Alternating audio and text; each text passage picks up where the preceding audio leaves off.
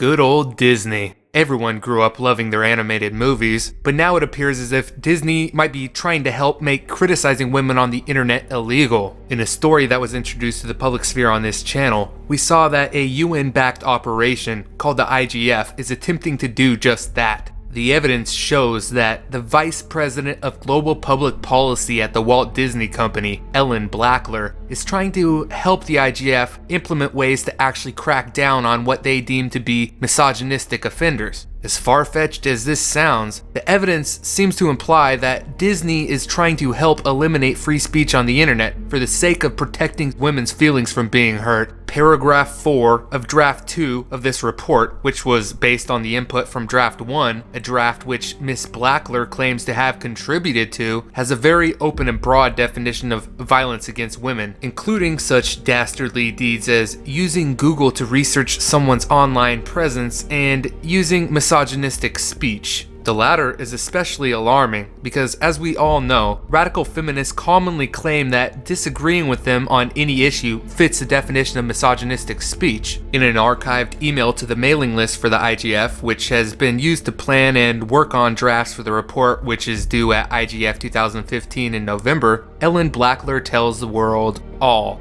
hello to the group and apologizing for not attending the meeting today. I have made some comments in the Google Doc. I am not entirely clear on the process, so am making a few comments here as well. At Disney, we have some practices and education programs that are targeted to young children under 10 and do not address violence against women specifically, but they are designed to educate on and prevent bullying and teach respecting everyone online. Our view is that we are teaching these skills as kids begin engaging interactively online and hope we have set the groundwork for continued responsibility later. I could add some of that to those sections of the report, but wanted to get a sense of the group if that is relevant or if we prefer to focus more on things that address violence against women directly. Similarly, I made some comments that we could add some examples in the section on multi-stakeholder initiatives or elsewhere of examples of the child sex abuse image area of cooperative efforts between industry, NGOs, and government that seek to identify, block, and take down child sex abuse images.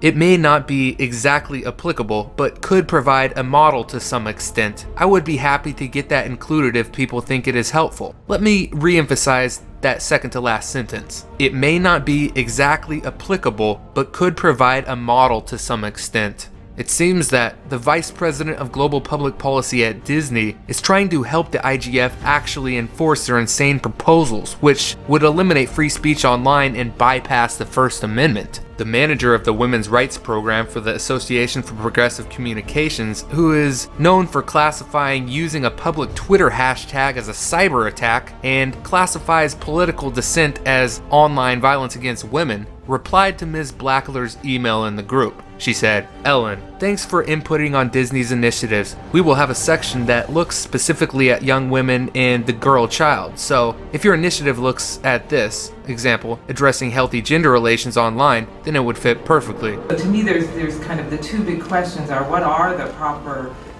controls you want and what are the limits on those being abused. So I think that's kind of an uber way to think about it. And I think one of the other big limits on our ability to have an open internet is that we don't have all the good answers. I really loved what Rebecca talked about, is saying that we know that the current governance models aren't the right ones, and the struggle is we haven't figured out the right answer to what is the right thing. And to me, the big piece that's missing is this question of accountability.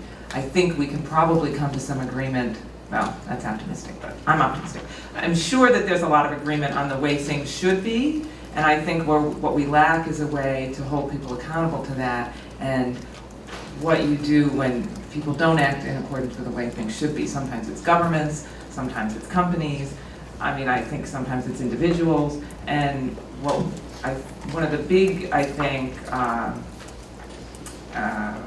things we need to do yet is figure out how to, what is the answer to that, a multi-stakeholder group where we all talk about the issues and try to reach agreement on what should be done doesn't really answer that question about what happens when somebody bad doesn't do what should be done. So Mrs. Blackler has been using the IGF since at least 2012 to try to slap down the shackles of governmental control on the internet, and now it appears she's ramping it up. Is the internet really going to let the UN and Disney turn our online free-for-all into a feminist-only theme park?